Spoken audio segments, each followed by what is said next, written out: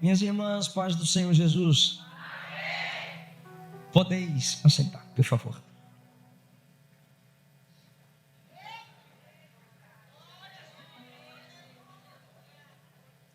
Eu quero primeiramente expressar a minha gratidão por estar nesta cidade, nesta igreja mais uma vez, que tanto ama Jesus e ama a sua poderosa palavra.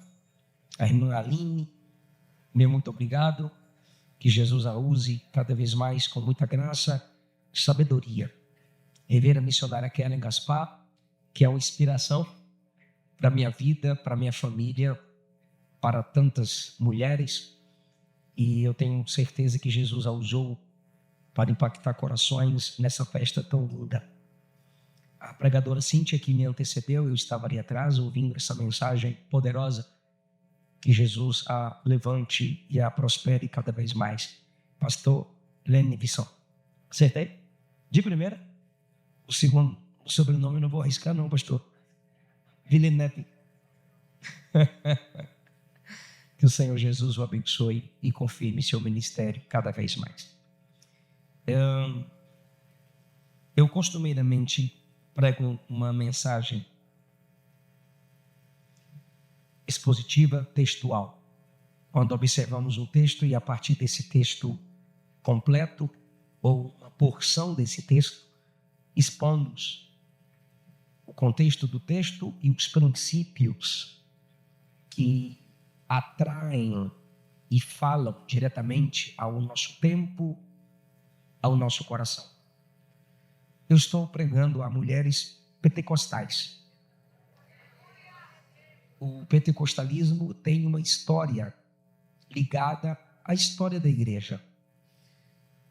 É um movimento do Espírito, onde se é considerado como um movimento dinâmico. Isso significa dizer que nós não nos submetemos a regras. Nós respeitamos limites impostos pelas nossas autoridades eclesiásticas, que são nossos pastores.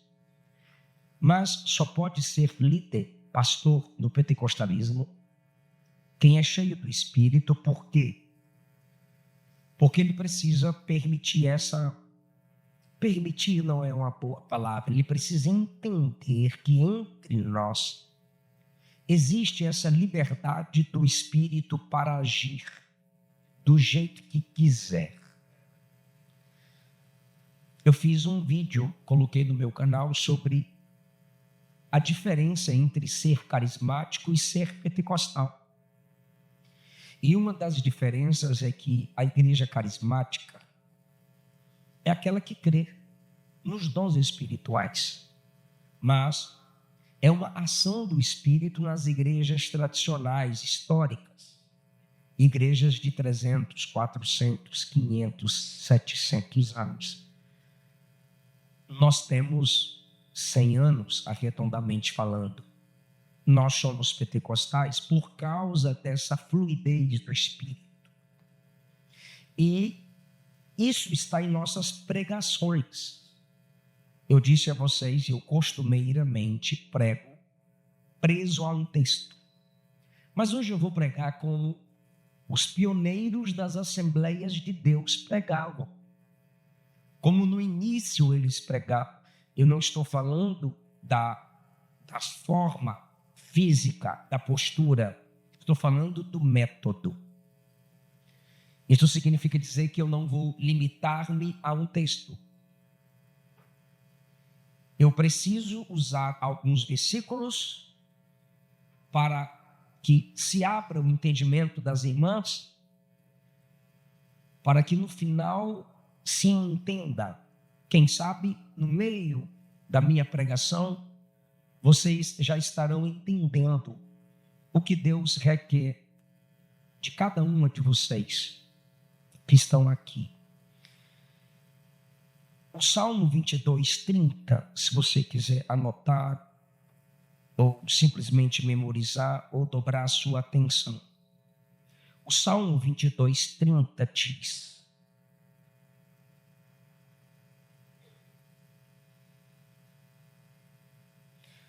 uma semente o servirá. Falará do Senhor de geração em geração. Chegarão e anunciarão a sua justiça ao povo que nascer, porquanto ele o fez. Uma versão mais atual diz: nossos filhos também te servirão.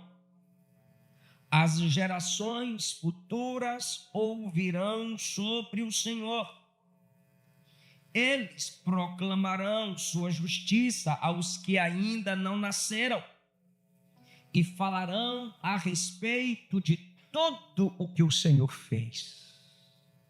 O Salmo 22 é profético sobre a morte de Jesus.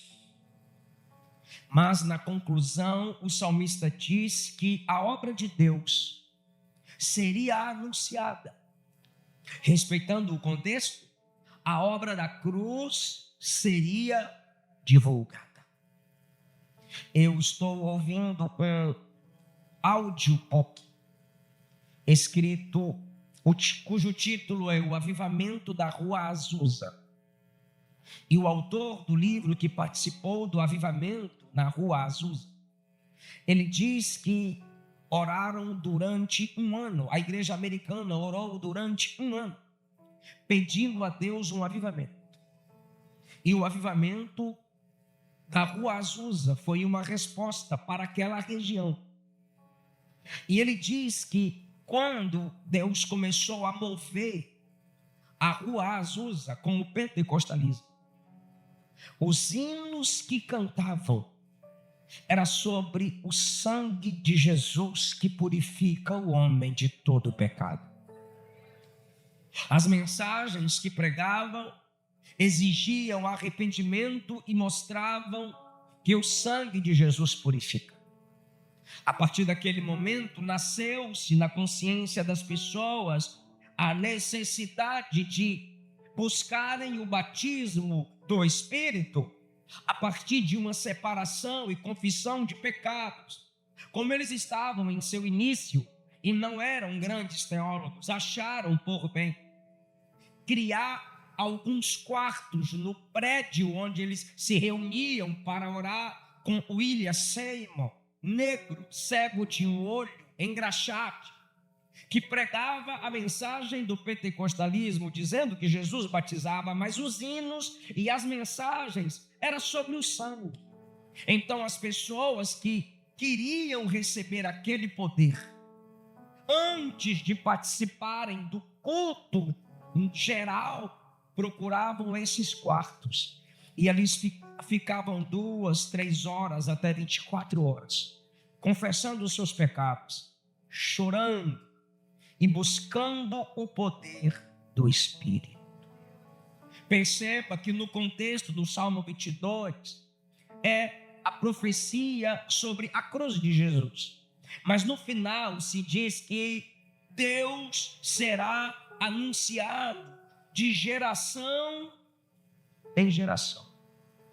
Esse era o costume da igreja do Antigo Testamento, passar aos filhos suas experiências e ao mesmo tempo dizer aos filhos: preguem o que eu te ensinei. Eu disse a vocês que o que eu pregaria aqui seria a essência pentecostal.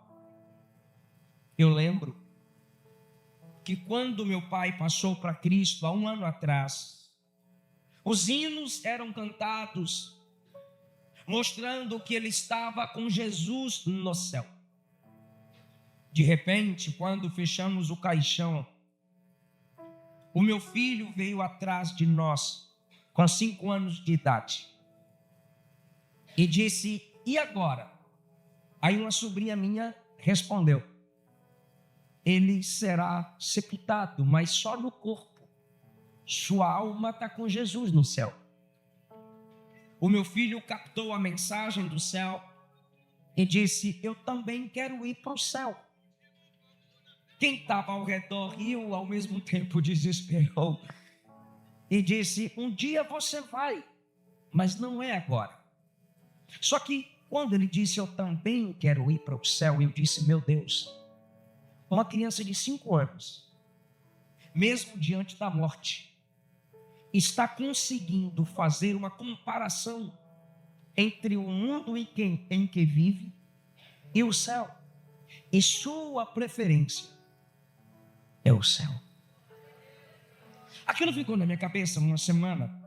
De repente, uma amiguinha dele, na escola, morreu. E o irmãozinho estava triste.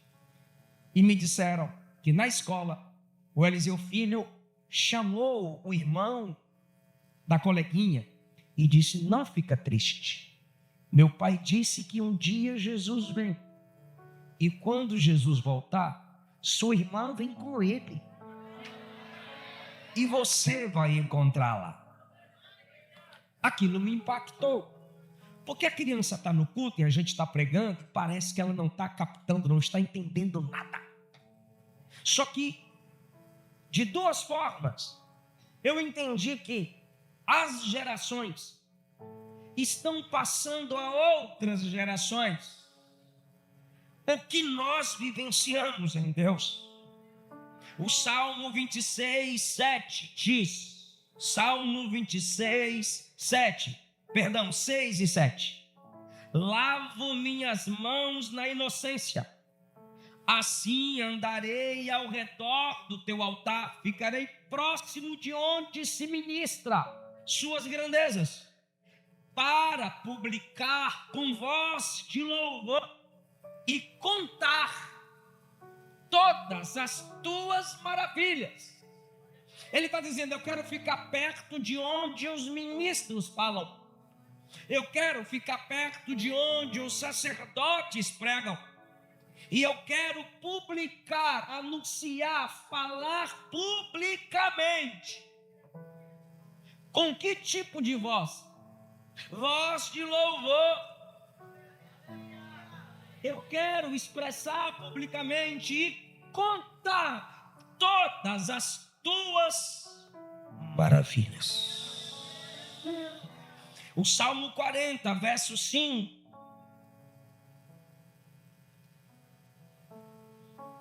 Salmo 40, verso 5. Muitas são, Senhor meu Deus, as maravilhas que tens operado para conosco.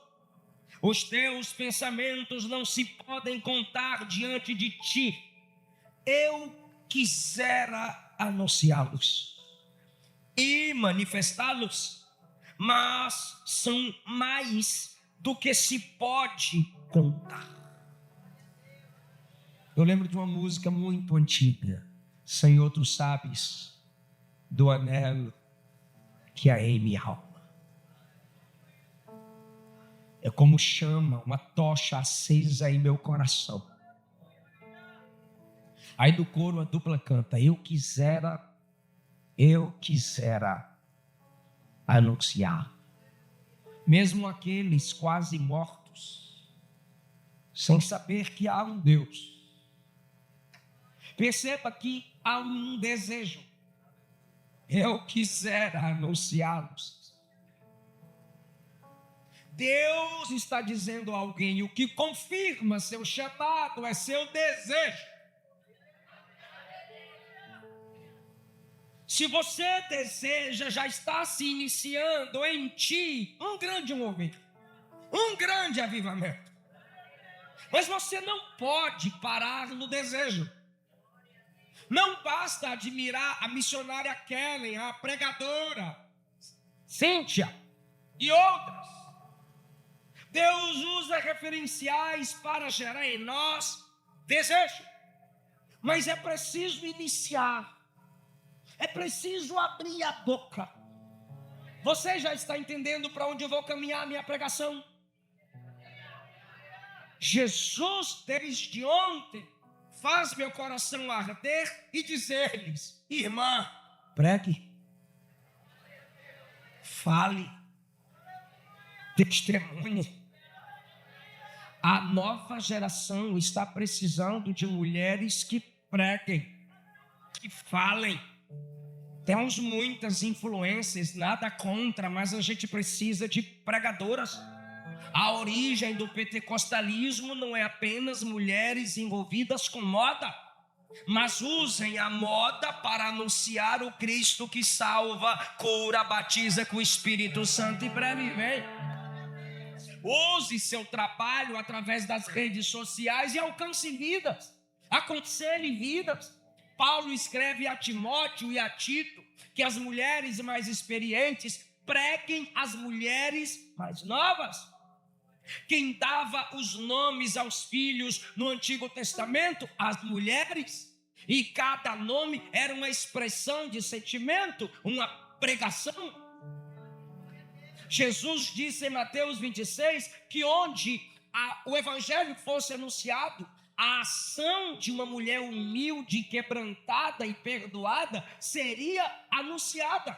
Onde o evangelho de Mateus é lido, a história da mulher é lembrada. E a história dela lembra o seguinte: que Jesus perdoa pecados. Pois naquele dia Jesus disse que ela havia sido perdoada. O Salmo 40, verso 5 nos faz entender: eu quisera anunciar, eu desejo falar das maravilhas de Deus. São muitas, eu não consigo falar de todas, mas eu consigo falar de algumas. O Salmo 44, 1 me responsabiliza como pai e te responsabiliza como mãe.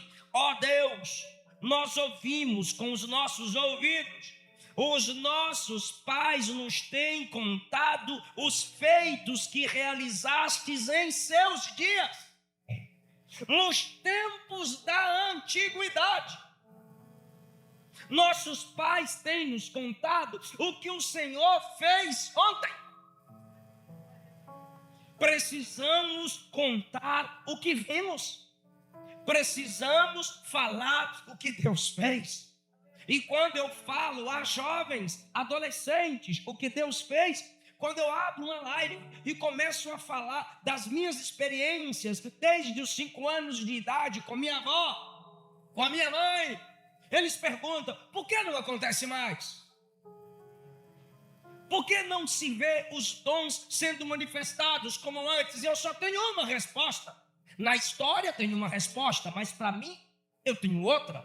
A história diz que os dons diminuíram quando a igreja se submeteu à institucionalização. A igreja se tornou uma instituição organizada. O pentecostalismo deixou de ser um movimento e agora tudo tem que se submeter a regras humanas, e assim os homens se destacam e os dons do Espírito diminuem. Mas eu digo o seguinte: do que eu vi, do que eu experimentei desde a minha infância para cá, a gente não pode exigir que Deus faça hoje o que fez ontem, se a gente não ora hoje como a igreja de ontem orava. Irmão, eu chegava no culto com a minha mãe com 6 filhos, a filhinha de crianças, e minha mãe vinha com um cipó que ela pegava na estrada.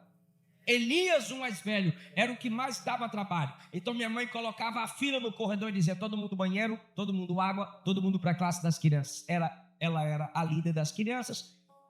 A gente sofria. Então ela nos colocava na classe das crianças, e quando a gente conversava, eu lembro que minha mãe olhando para o culto, licença pastor, olhando para o púlpito: glória a Deus, cala a boca. E a gente prestava atenção assim no culto, nas vigílias, debaixo dos bancos.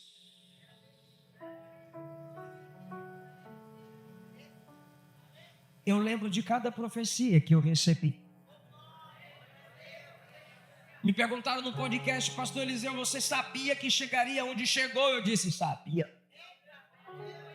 E você já teve vontade de desistir? Eu disse: nunca. Por quê? Eu disse: porque eu guardei cada profecia que foi ministrada sobre a minha vida. E meus pais nunca me disseram que seria fácil. A Bíblia nunca diz que vai ser fácil, mas eu sabia que chegaria onde cheguei. E eu vou confessar uma coisa para as irmãs: talvez Deus tenha mais, mas eu já vivi até aqui todas as profecias que me foram ministradas. Todas. Foi o que Paulo disse a Timóteo: milite pela profecia ministrada sobre a sua vida. Ah, irmã, anuncie aos seus filhos, anuncie aos mais novos o que você já viveu, o que você já experimentou. No pentecostalismo, isso é comum, contar testemunhos. Eu cresci em círculo, quer dizer, até aqui, em círculos de oração. E sempre tinha uma irmã contando testemunhos. E quando elas contavam testemunhos de dons, de batismos, de curas, minha mãe ou meu pai me cutucavam e diziam: tá vendo? Tá vendo? Segundo Reis 4, aquela mulher envolve seus filhos no milagre. Ela fecha a porta da casa e todos eles viram o azeite multiplicar. A nossa sobrinha agora estava na UTI, entubada, um mesinho de nascida. E todo dia que a mãe pedia apoio, oração, eu dizia: Esther, ela dizia: filho, estende as mãos. Mesmo dentro de uma piscina, eu disse: estende as mãos, direcionado para lá. Para quê, papai? Bora orar. Depois eu explico. E eu os envolvo na oração. Por quê? Porque meus pais me ensinaram assim. Nossos filhos precisam saber que luta tem, prova tem, mas há um Deus que responde orações, há um Deus que faz milagres. Aleluia! Nós ouvimos com os nossos ouvidos. Os nossos pais nos contaram. Você lembra de Êxodo 15, quando Moisés vai cantar? A gente resume o cântico de Moisés à música da irmã Shirley Carvalhais: Só o Senhor é Deus. Eu entendo a canção, não estou criticando a canção, mas a gente tem que abrir o texto e lembrar que só o Senhor é Deus foi cantado quando Elias orou e fogo do céu desceu. O cântico de Moisés é: o Senhor é varão de guerra, Jeová é o seu nome, ele lançou no mar o cavalo e o cavaleiro. Só que tem uma parte linda que Moisés diz, e é esta aqui, ó: Ele é o Deus de meus pais. Ele é o Deus de meus pais. Ele foi colocado num cesto entre uns juncos na beira do rio. Ele sabia do que sua mãe havia feito. Ele sabia da atitude de seus pais, pois era proibido gerar. E a mãe gerou. E aquele que recebeu um livramento no rio, agora diante do mar aberto e fechado, ele só lembra de uma coisa: meus pais me falaram desse Deus. Minha irmã, você pode não saber, mas mesmo filhos desviados, longe de Jesus, gerados espiritualmente em suas lágrimas, um dia vão ter que dizer: ó Deus da minha mãe, ó Deus de meus pais, me salva, me perdoa, me purifica, porque o Espírito Santo está dizendo: Deus não deixará se perder o filho das lágrimas. Aquele que invocar o nome do Senhor será salvo. Você não sabe o poder da graça. Haverá muita surpresa na eternidade, porque muitos filhos de crentes, antes mesmo da morte, nos últimos momentos, se lembrarão do Deus de seus pais. Alguém a eles pregará a do anunciará, ou eles mesmos serão sensibilizados pelo Espírito. Eu creio no que eu estou falando. O meu Deus não tem limites para atrair de volta aqueles por quem choramos, oramos e instruímos. Senhor, nossos pais nos contaram e nós ouvimos com os nossos ouvidos o que o Senhor fez nos tempos deles. A partir de agora, sendo fiel ao início da pregação pentecostal, eu quero contar alguns testemunhos para vocês que só envolvem mulheres. Em 1910, Gunaving chega ao Brasil, Belém do Pará, e inicia a obra da pregação do Evangelho, pregando o batismo que o Espírito gera, que é essa capacitação para anunciarmos o Evangelho de Jesus. 6 meses após a sua chegada, se reuniu na casa de uma irmã que tinha uma enfermidade incurável nos lábios. E ela não podia assistir aos cultos na igreja. Então a primeira coisa que ele fez foi perguntar a ela: você crê que Jesus pode te curar? E ela disse: creio.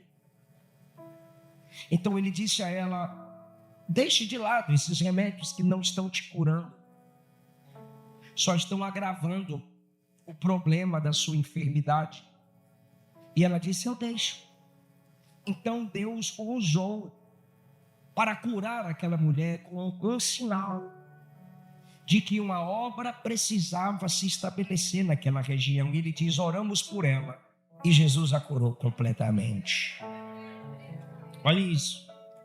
Depois que ela é curada, ela continua as reuniões de oração, porque enquanto ela não podia ir à igreja, o pastor Gunnar ia à casa dela orar por ela. Depois da campanha, quando ela foi curada, ela continuou a oração, aquela campanha de oração que se fazia na casa dela. E aí ela chamou uma outra irmã chamada Nazaré. A irmã Celina, agora, depois que foi curada da enfermidade nos lábios, ela não podia falar. Ela disse: falta uma coisa que eu quero agora. O quê?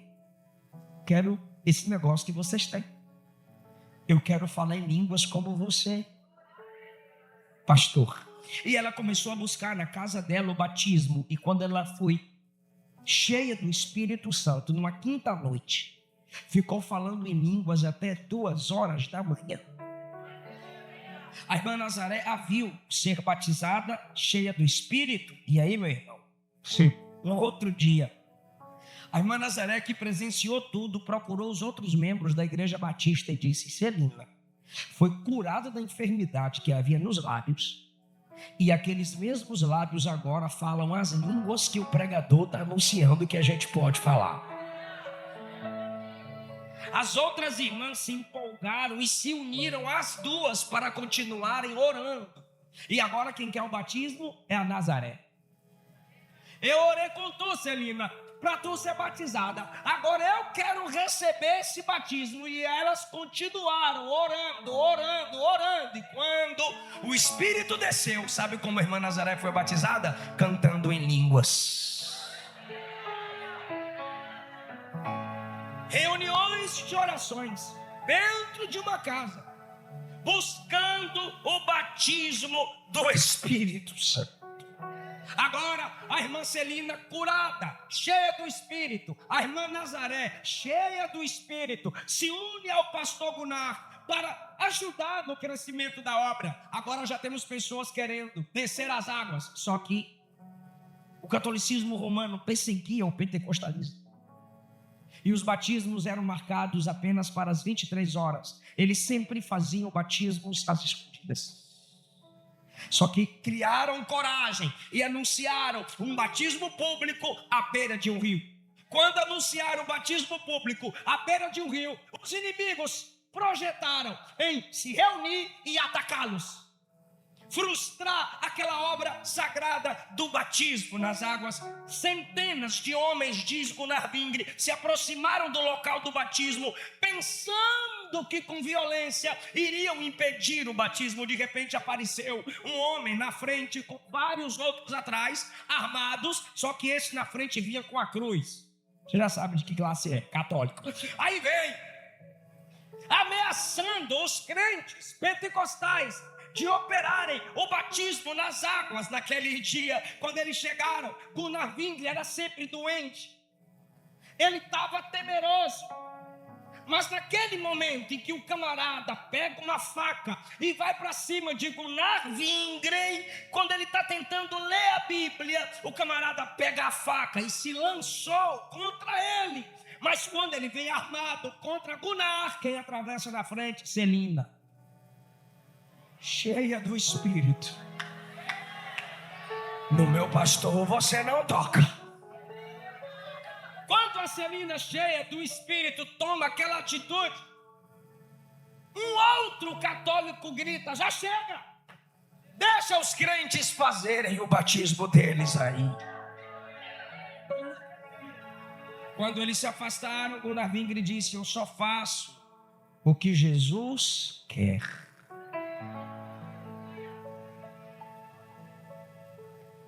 O terceiro testemunho que eu vou contar a vocês, envolvendo as mulheres no início do ministério pentecostal no Brasil, é quando Gunnar Vingre diz: os inimigos da obra de Deus nos perseguiram muito durante os dias que a igreja pentecostal crescia e apedrejavam a casa onde estávamos reunidos.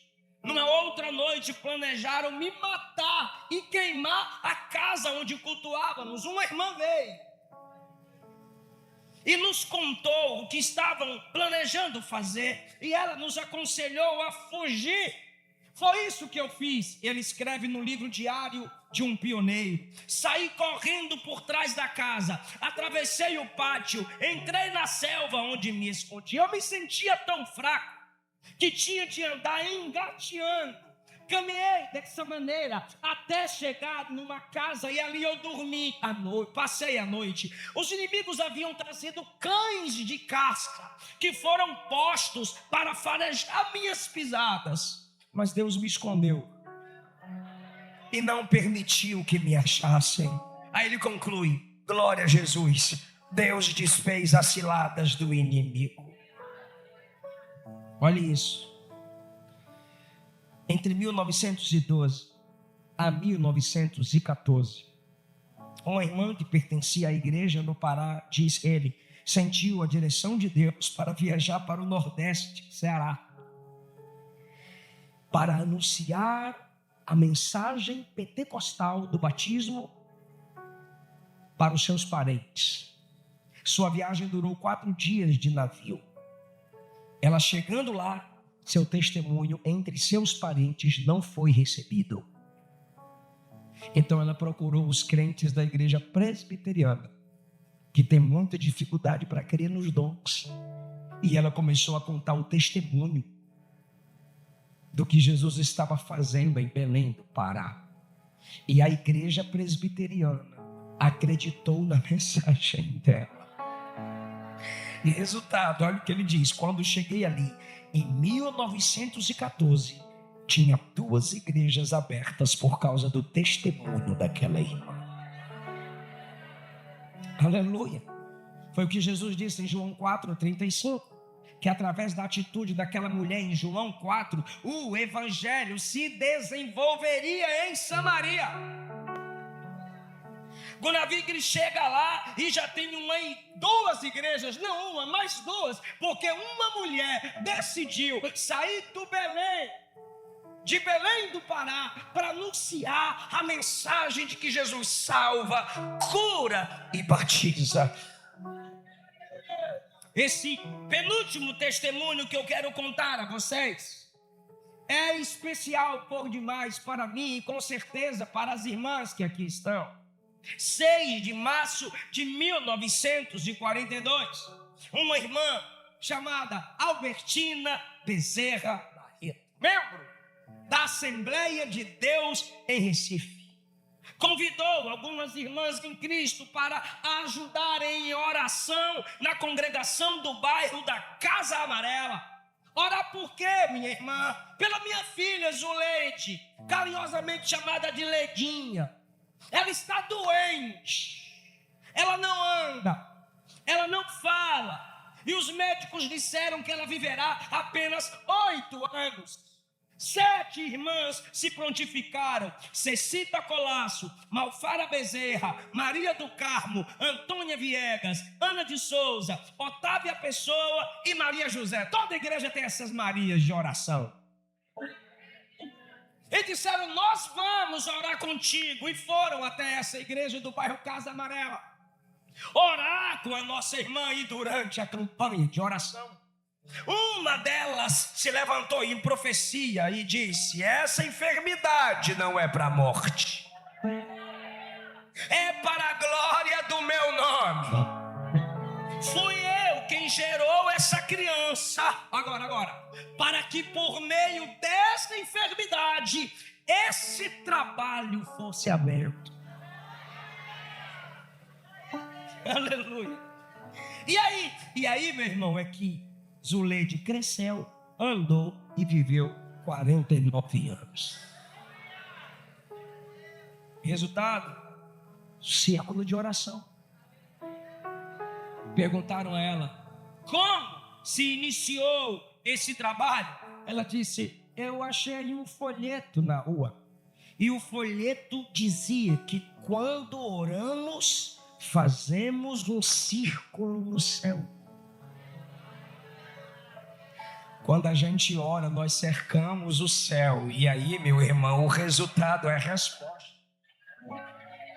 Por isso se tem o círculo de oração. Para onde Jesus olha, é crente orando, é mulher orando e resposta descendo. O que eu estou dizendo é: nós temos testemunhos em nossa história, e eles precisam ser contados, precisam ser passados às próximas gerações. Foi num círculo de oração onde eu tive a primeira oportunidade para pregar. Depois do meu batismo com o Espírito Santo, numa escola dominical, saiu-se a notícia na cidade de Ilhéus, Bahia: o pregador Mirim. Irmão, se com 37 anos eu sou desse tamanho, imagina o pastor.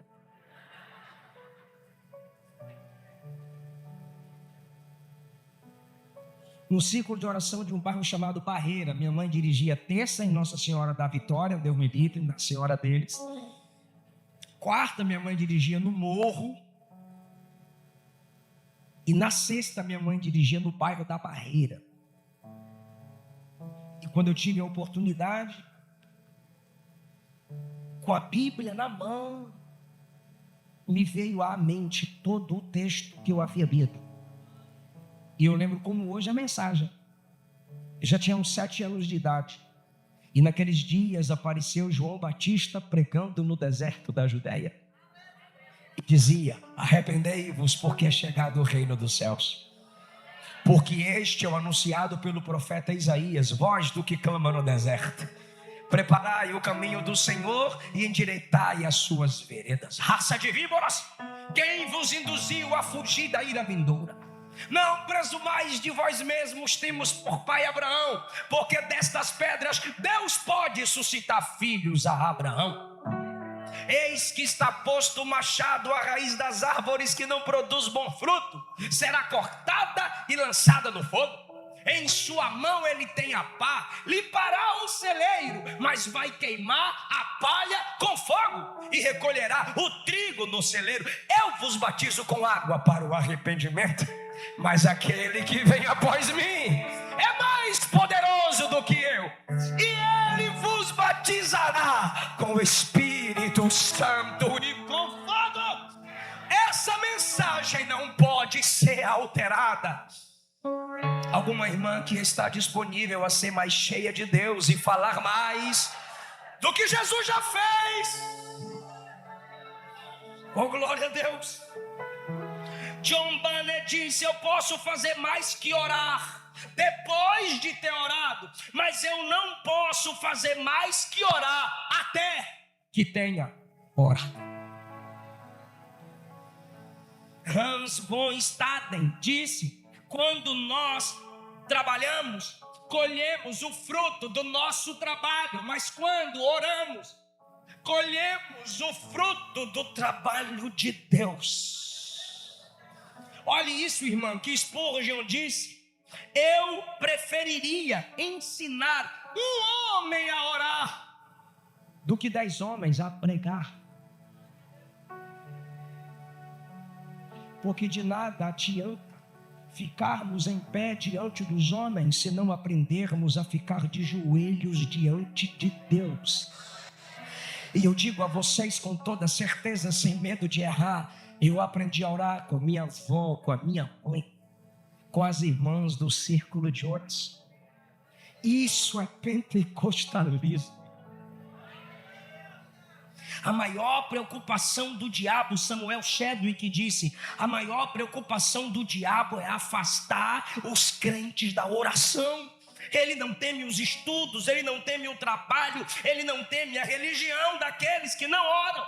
Ele ri da nossa labuta, ele zomba da nossa sabedoria, mas treme quando encontra um crente que ora. Oh, glória a Deus!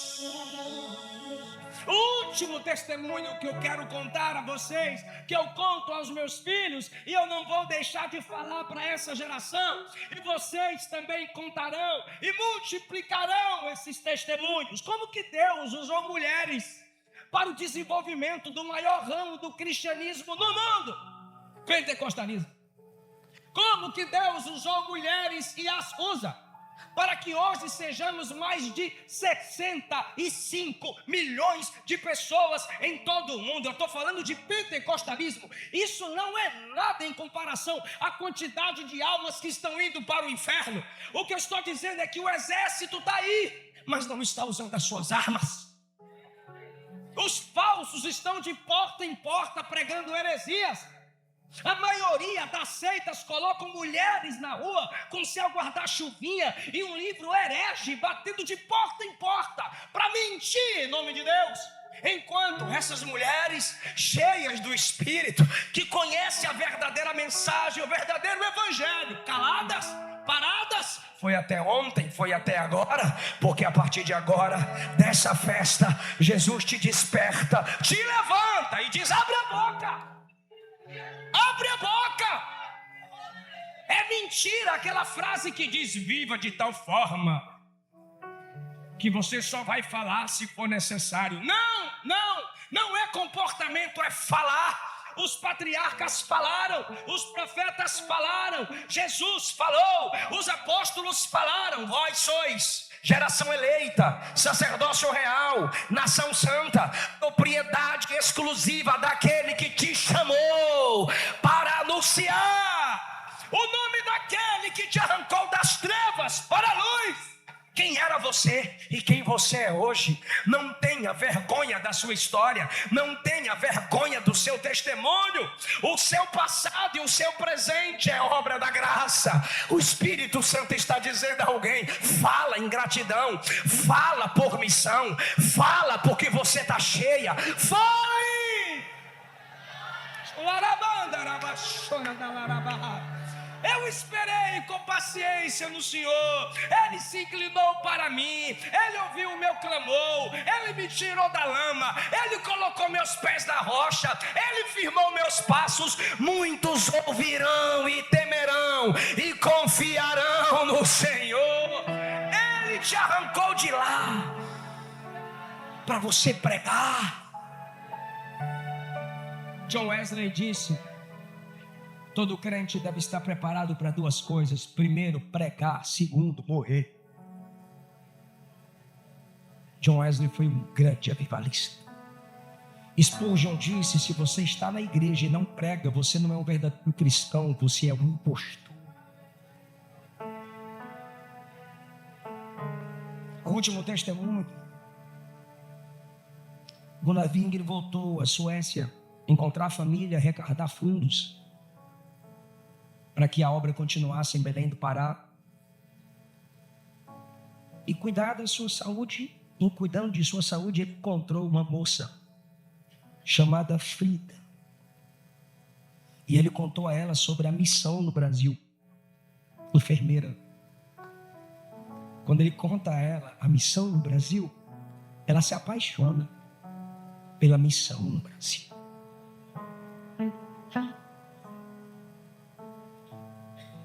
Então ela decide vir.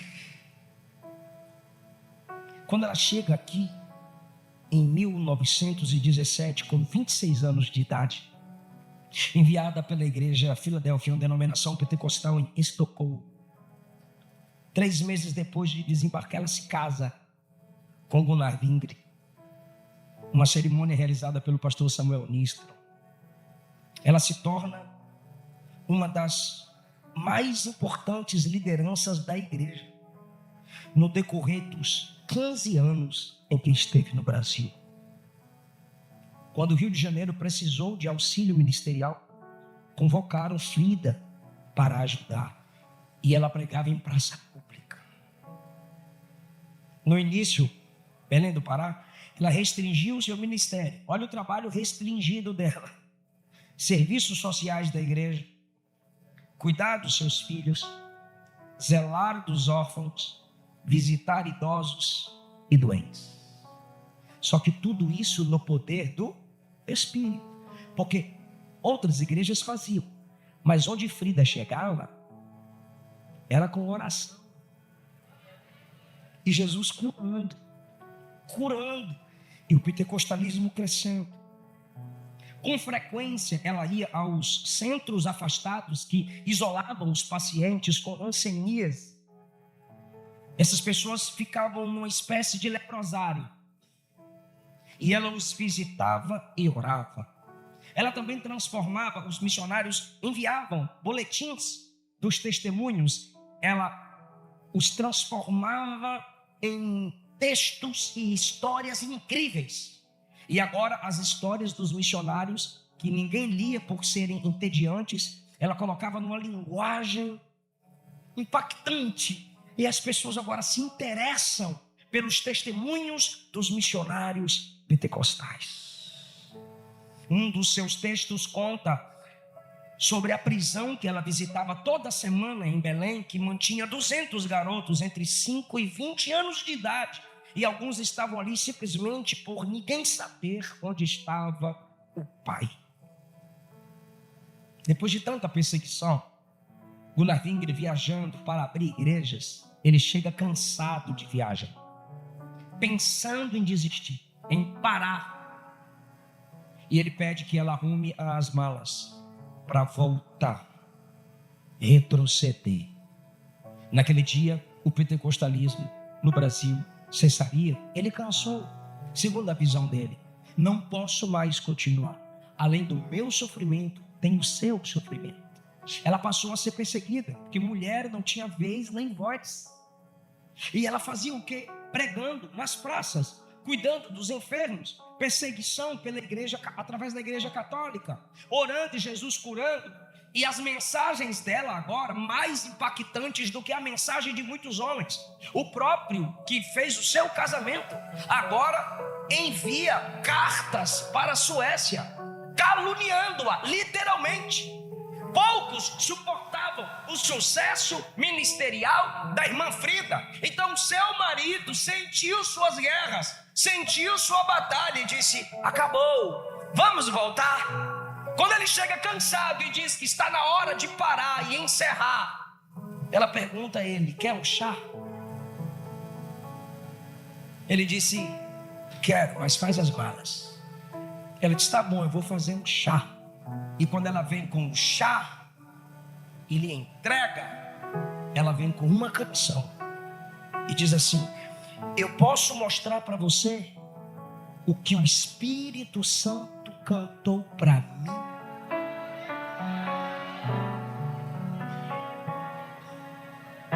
Eu posso mostrar para você o que o Espírito Santo cantou aos meus ouvidos. Ele disse: pode. E ela começou a cantar essa canção. Quem sua mão constante pressa sol declina. O sol declina e logo após. Aleluia. Avante.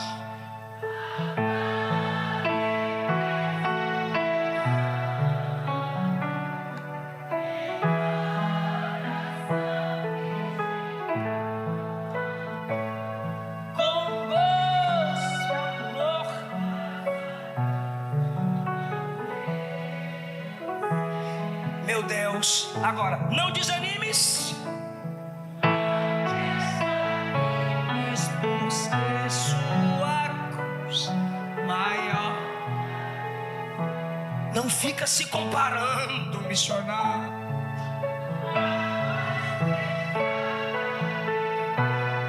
Jesus.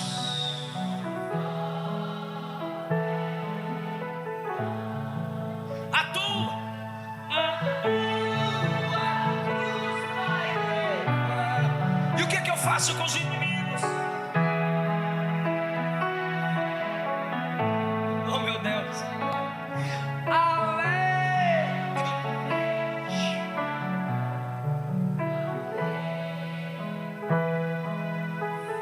Ser bom soldado. Ser bom soldado de Cristo Jesus.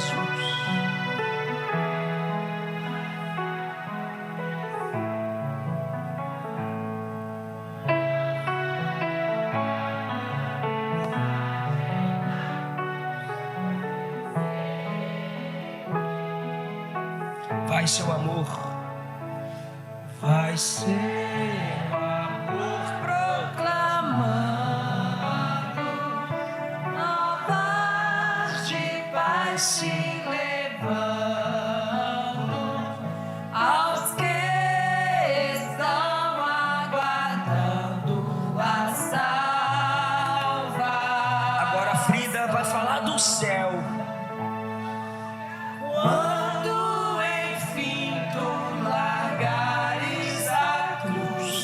Jesus te coroará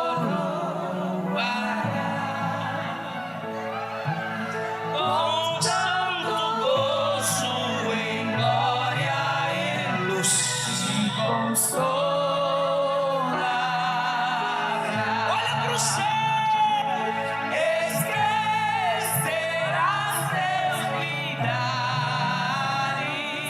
tribulações e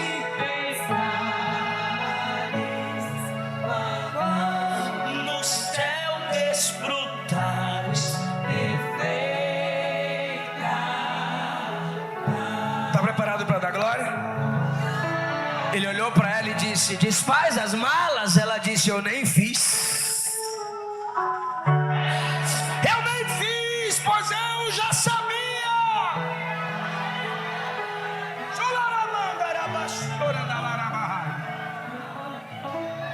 Continua, continua. Kelly, não desiste, continua, continua, mãe. Continua, missionária, continua, pregadora, continua.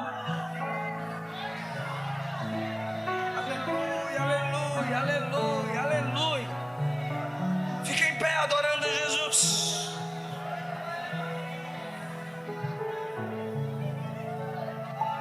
Se é Cristo comigo,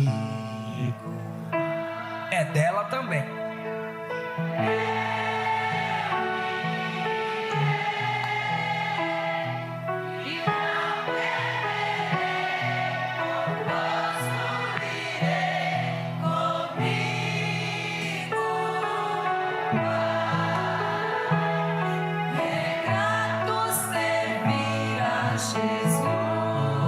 Isso é pentecostalismo.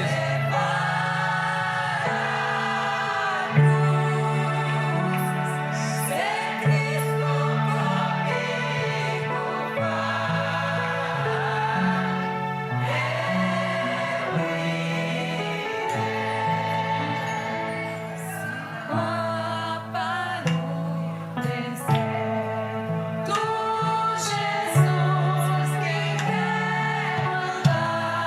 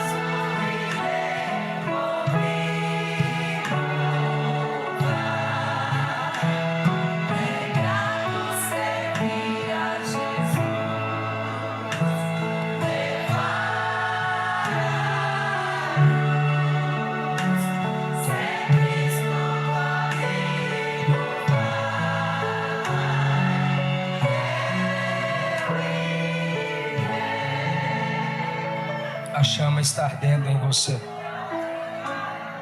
A quem enviarei? E quem há de ir por nós?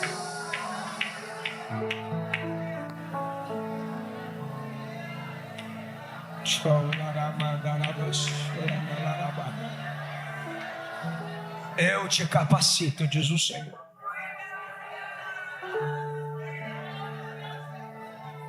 Eu te capacito, diz o Senhor.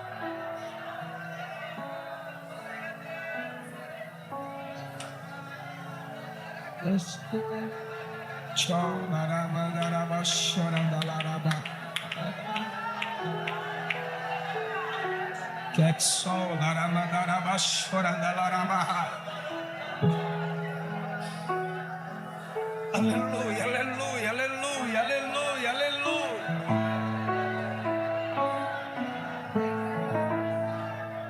Aleluia, aleluia, aleluia.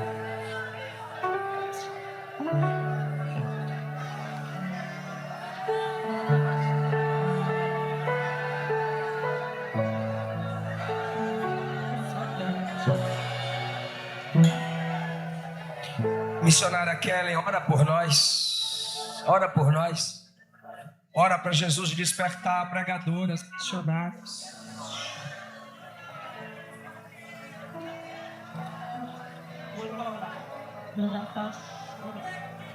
Senhor Deus, em Tua presença nós estamos nesta manhã, na presença do Deus que chama, na presença do Deus que sustenta, na presença do Deus que desperta, na presença do Deus que incendeia, na presença do Deus que envia.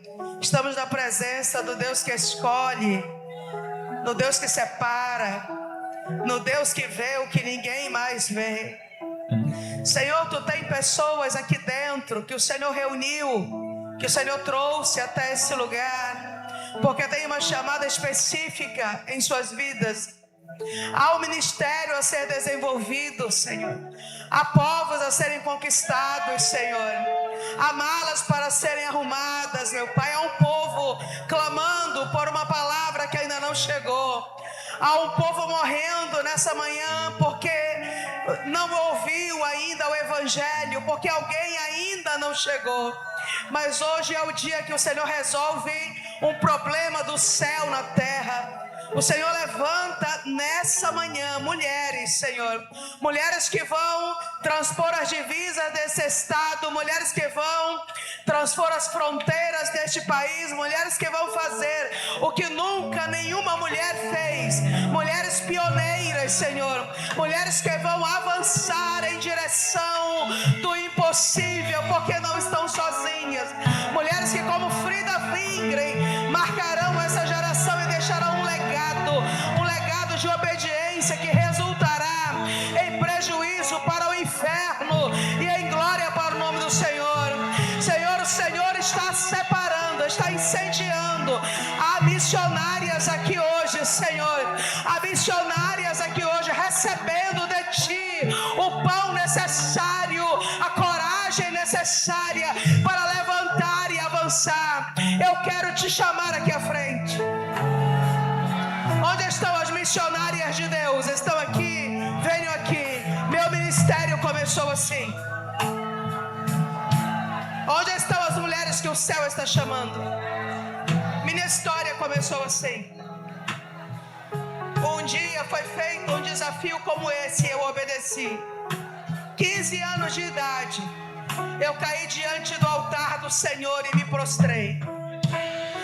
Naquela noite eu descobri que eu só estava na igreja, eu não estava em Cristo, porque eu não me preocupava com a salvação de ninguém. E a primeira característica de um crente salvo é se preocupar com a salvação do outro.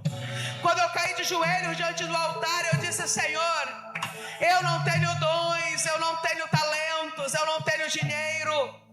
Eu disse: Senhor, eu não tenho pai, a minha família é pobre, minha mãe é mãe solteira. Eu falei: Senhor, não tem nada em mim, Senhor, que me torne interessante para o céu, Senhor. Não tem nada, não tem razão alguma pela qual o céu deva me escolher. Eu não sou inteligente, eloquente, não sou bonita, não sou talentosa, não sou graciosa, mas olha, Senhor, o nada que eu tenho, o nada que eu sou, o nada que eu sei, eu entrego nas tuas mãos nesta noite. Se houver algum povo que ninguém ama, dê-me-lo a mim, eu amarei. Se houver, Senhor, se houver algum trabalho que ninguém queira fazer, entregue esse trabalho a mim e eu o farei para ti. Ainda que ninguém reconheça, ainda que ninguém recompense, ainda que ninguém aplauda, ainda que ninguém apoie, a mim bastará saber que os teus olhos de fogo estarão sobre mim, e minha recompensa eu receberei das tuas mãos. E por uma razão que eu ainda não sei qual foi, o céu me quis naquela noite. O mesmo Deus que disse sim para mim é o Deus que diz sim para ti nesta manhã. Ele está dizendo sim para ti. Senhor, eu sou fraca, Ele está dizendo sim. Eu estou sozinha, Ele está dizendo sim. Eu sou viúva, Ele está dizendo sim. Eu estou divorciada, Ele está dizendo sim. Senhor, eu ainda sou solteira, Ele está dizendo sim. O poder é dele, a honra é dele, a graça é dele, a autoridade é dele. Quem abre a porta é ele, quem vai na frente é ele. Quem é o teu juiz é ele, o teu médico, o teu advogado, o teu porto seguro, a fonte inesgotável, inesgotável, inesgotável, que vai suprir todas as tuas necessidades. Essa fonte se chama Jesus Cristo de Nazaré. Ele é o teu Senhor, Ele é a tua glória, Ele é o teu Deus, Ele é o teu escudo. Ele levantará a tua cabeça nessa jornada que começa hoje. Só diz assim: ah, Senhor, venha comigo e eu irei. Entrega tudo, deixa os detalhes com Ele. Entrega tudo, entrega tudo. Os detalhes Ele está cuidando. A tua saúde Ele restaura. A porta Ele abre. A revelação Ele dá. O inimigo Ele envergonha. O plano do inferno Ele lança por terra. O que tu precisa Ele te dá. Recebe a espada afiada. Recebe uma palavra de fogo na tua boca. Recebe aí a reorganização das prioridades do teu coração. O Senhor coloca em ordem agora, em ordem. Ele coloca em ordem agora. Eita! Será pequeno esse lugar. Ele vai fazer. Senhor, te apresento o teu povo, Senhor. Essas mulheres estão aqui diante de ti. Mulheres corajosas, Senhor. Mulheres que venceram todas as situações projetadas no inferno até o dia de hoje. Mulheres que estão de pé, apesar da dor, do abandono, do sofrimento. Mulheres que estão de pé, apesar do abuso, da necessidade, da dor, das lágrimas. Mulheres que estão de pé, foram aprovadas, Senhor, aprovadas, passaram pelo vale e venceram o vale, e agora elas estão de pé.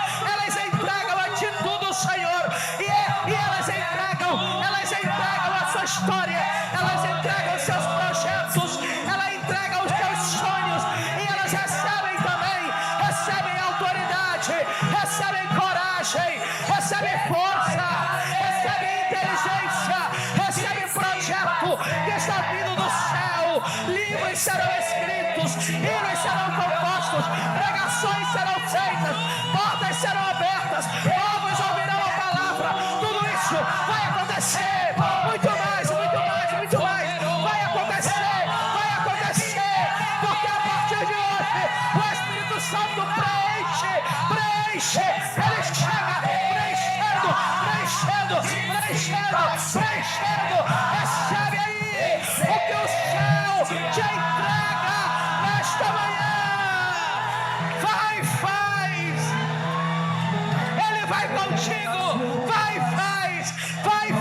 Recebe aí. Olha aí o que Deus está fazendo. Que som é esse? Corrente se quebrando. Olha aí o que Deus está fazendo. Não é tarde, não é tarde, não é tarde. A hora é agora. Esse é o tempo, esse é o tempo. Recebe o ministério comprado para ti na cruz do Calvário, pago com sangue e executa com todas as forças da sua alma. Hoje é o dia que o céu escolheu para marcar o teu ministério, para marcar a tua vida. Receba o presente que o céu te dá. O passado, diz o Senhor, ficou para trás. O futuro se descortina diante de ti. Olha aí, contempla, vê aí. É novidade de vida, é novo tempo. Em nome de Jesus. Olha a tímida recebendo coragem e autoridade. Olha aí, olha que falava baixinho. Agora o Senhor está enchendo para falar com autoridade. Olha aí, o que passou não vai definir o que tem pela frente. É um novo tempo. O Senhor te sela nesta manhã para algo extraordinário.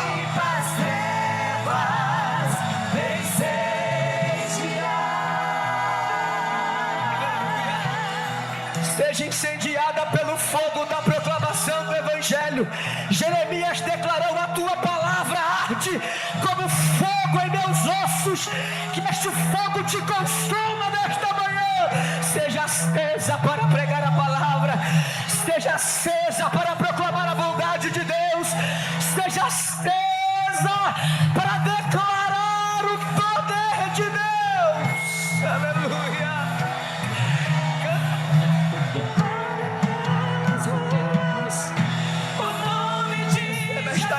Receba esta graça, receba esta presença que está sobre esse ambiente nessa manhã.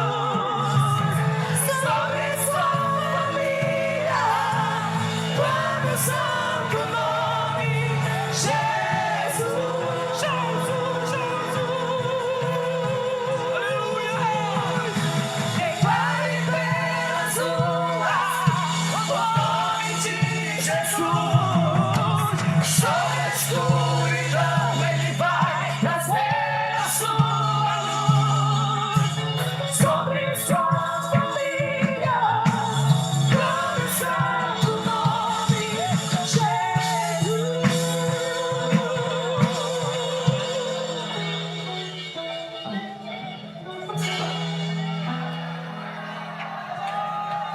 Quem está disponível para o Senhor, diga: me usa, Deus. Diga: me usa, Senhor, para a tua glória. Diga: me usa. Me usa para louvor do teu nome. Diga: me usa para restaurar vidas. Me usa para restaurar as famílias.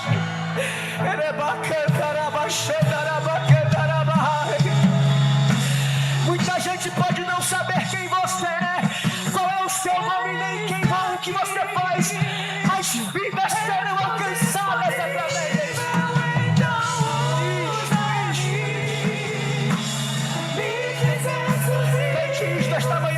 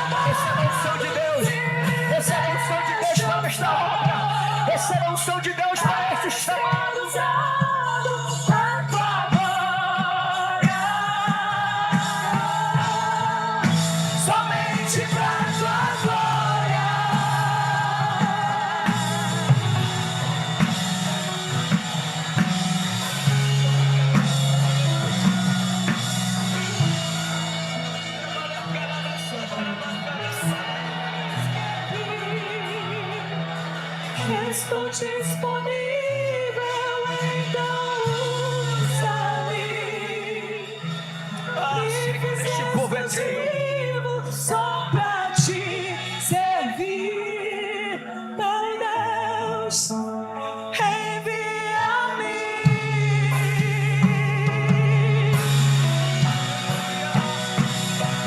Como dizer não para o teu chamado, se me deixa só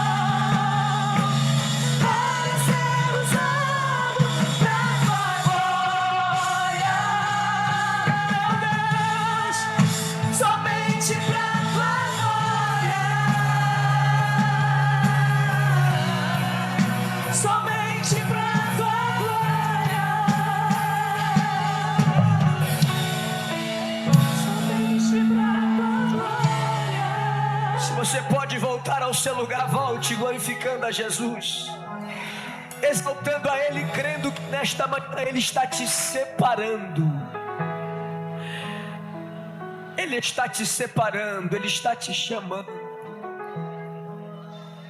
Aleluia, aleluia, aleluia. Não é tarde, minha irmã, não é tarde, não é tarde. Deus pode fazer em um mês aquilo que não fez em 10 anos. Deus pode fazer em um dia aquilo que não fez a vida toda. Não é tarde. Coloque-se à disposição do teu amado.